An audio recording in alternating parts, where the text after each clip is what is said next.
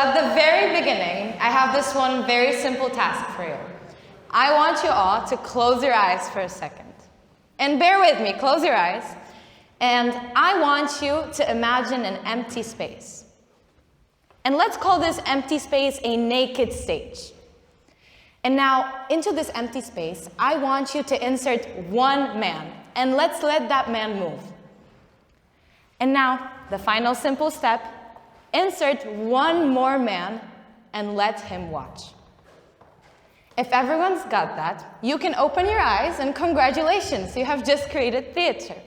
Surprisingly simple though, huh? Because whenever we hear this word, theater, our mind instantly goes to the hustle and rustle of the audience, sounds, silence, lights, darkness, all with the magic of this one simple word, theater. But what if I told you that theater is the key to democracy? What if I told you that without it, the society would not be able to progress? Would you believe me? Well, before you start objecting, let's take a deep dive into history to figure this all out. Answering my first claim, theater matters because democracy matters. Theater is an essential art form of democracy. But why? Well, it's simple. It's because they were born in the exact same city. In the 6th century before Christ, in Athens, the idea of Western democracy was born. Of course, it was a very partial and flawed democracy, but the idea that power should flow from the below to the above was born in that exact decade. And what was also born in that very decade? Well, legend has it that somebody named Thespis invented dialogue. But what does that mean, to invent dialogue? Well, to figure this out, we must travel to the Acropolis, to the festival of Dionysus, and meet the people there, singing, dancing, drinking, and having loads of fun, and most importantly, telling stories. And telling stories, storytelling, is much like what is happening right now. I am standing up here on this very stage, and you're down there, and you're listening to me. You're taking in and receiving the message. And you may think I'm a fool, you may be bored, or on the contrary, you may be super interested, and that exact dialogue is happening in your own head. But now, let's wonder, what was the actual role of theater in ancient Greece? Well, the Greeks invented theater as an escapist entertainment and as the perfect way for civic engagement.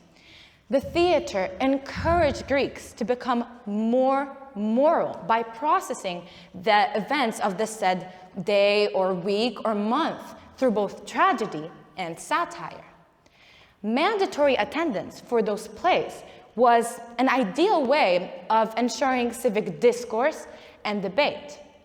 The plays touched upon topics from political and social issues to more mundane and simple topics regarding day-to-day activities of the Grecians.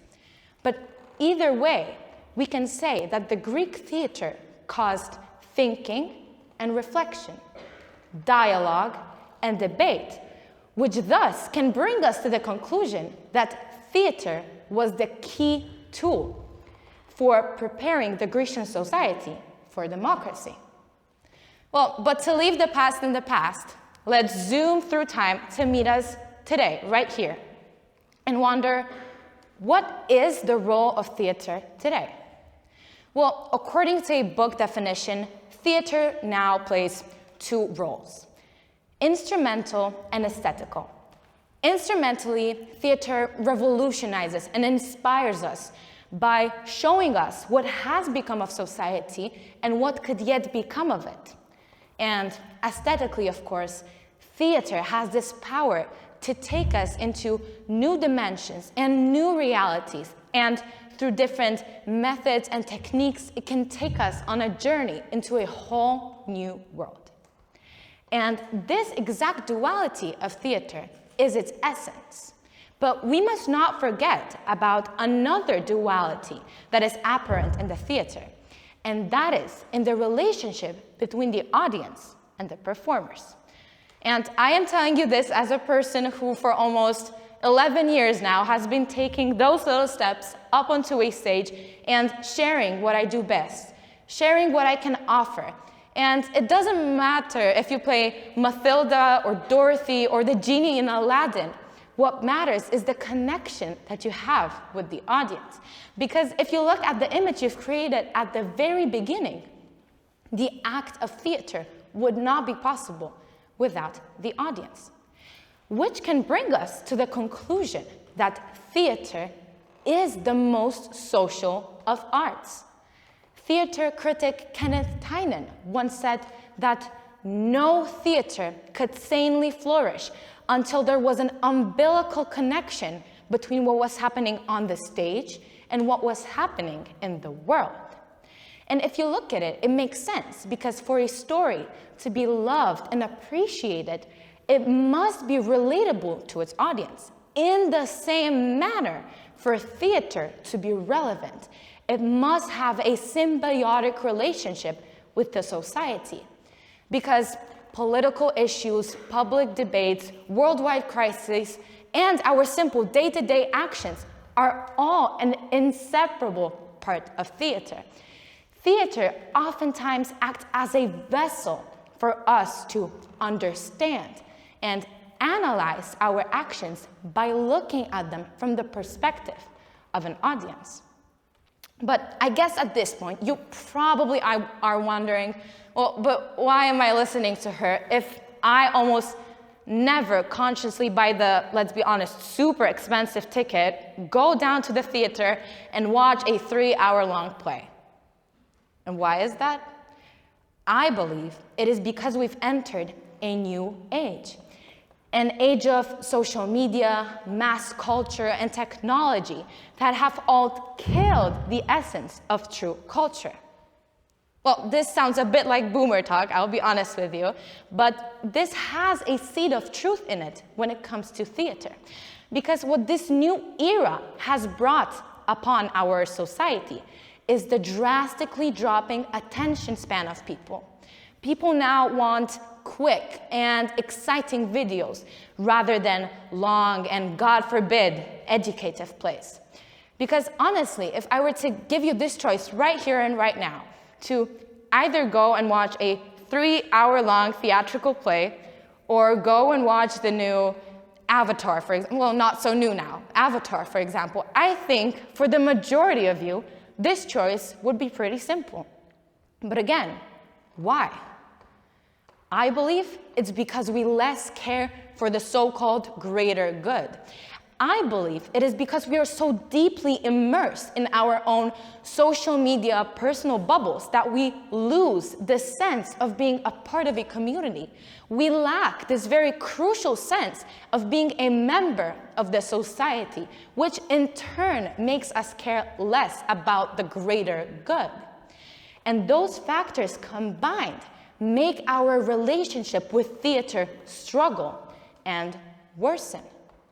But we have to remember that when we are talking about this phrase that technology kills culture and technology kills theater, we are talking about the institution itself and not the act and not the idea, because the act of theater and the idea of theater will persist for centuries on. Because as we've established, they can be found in the simplest of our actions. And that is precisely the beauty of theater.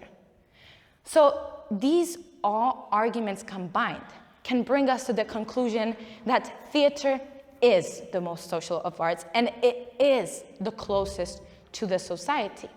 We must not forget, however, that theater is only as good as the audience that take it in. We have to remember that we as humans, as members of the society, and as members of the audience, are an inseparable part of the act. Theater represents society, sometimes, as the great Plato put it, thrice removed from the truth, and other times exceptionally steadfast with the truth. But either way, it must behave an umbilical connection with the society's current collective mood of thought to be able to fully flourish and make an impact. And lastly, I want to add this one more quality that the theater possesses that differs it from any other art form. And it is that theater can start from the beginning, from the very scratch. In life, this concept is a myth. In reality, flowers don't grow back to being buds. Clocks don't go back in time. We, despite what you might think, we never get the same exact opportunity to start over. But theater is like a chalkboard. We can erase it all and start building it together from the very beginning, from the very scratch, together as a society. Theater is theater because it is the society's most loyal and honest friend.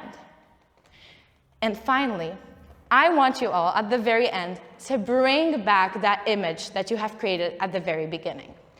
And this might be a harder task, but I want you all to try and insert yourself into that space.